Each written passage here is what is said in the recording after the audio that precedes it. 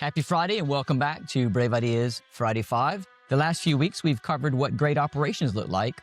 The arrival, the service standards, the staffing, the F&B, great leadership, what good repositioning looks like.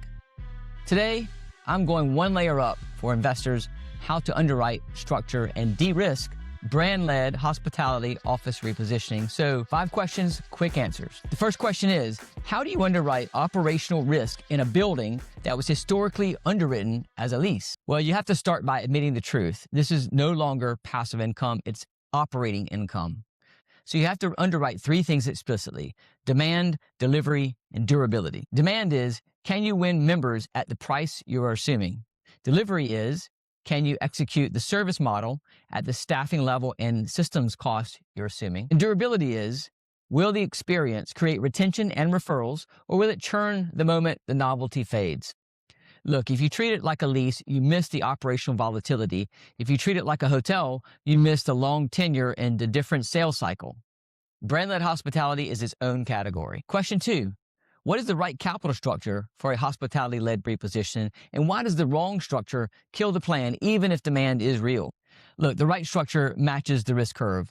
These projects have a ramp up. They need CapEx, they need working capital, and time before they look like stable cash flow. So the structure needs 2 things: flexibility during ramp up and alignment between the landlord and the operator. The wrong structure is one that forces short-term performance or starves the project of working capital, and then everyone panics and cuts the very things that create the premium service, staffing, and standards. If you want operational cash flows, you have to finance operations, not just fit out. Question number 3. What are the non-negotiables in the landlord-operator agreement to protect both the NOI and the brand standards? 3 non-negotiables.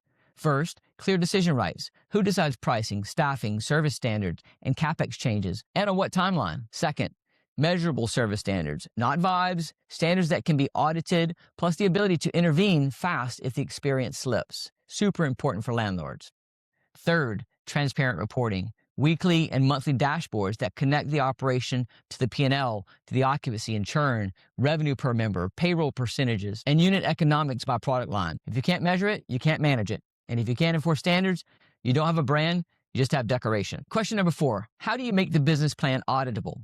What evidence do you need so it's not just a story? The answer is you triangulate every major assumption. Pricing is validated by what the customer is already paying in the market, not by wishful positioning. Demand is validated by pipeline signals, inbound leads, tours, conversion rates, and real objections. Costs are validated by operator benchmarks, staffing models, supplier quotes, not just a single blended number. And the ramp up, you gotta phase it. You don't assume perfection from day one. You model build up, you phase staffing, and marketing spend has to be a real investment. An investable plan is one where you can point to why each number exists. My final question, number 5, if the exit value depends on stabilized NOI, what has to be true for the market to price this as higher quality cash flow? The market pays for durability, so the question is, does the operation create repeatable demand and repeatable margins? That comes from consistent experience, the same standard every day, strong retention, diversified revenue lines, and predictable cost control.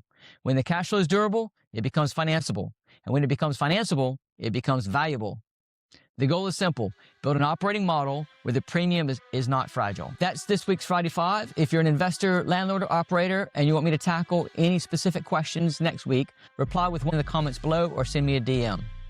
And be sure to check out the link in the notes below for the event on de-risking flex space on April 23rd, sponsored by our partners NCG and JMW Solicitors. Early bird tickets are available now. I look forward to seeing you then.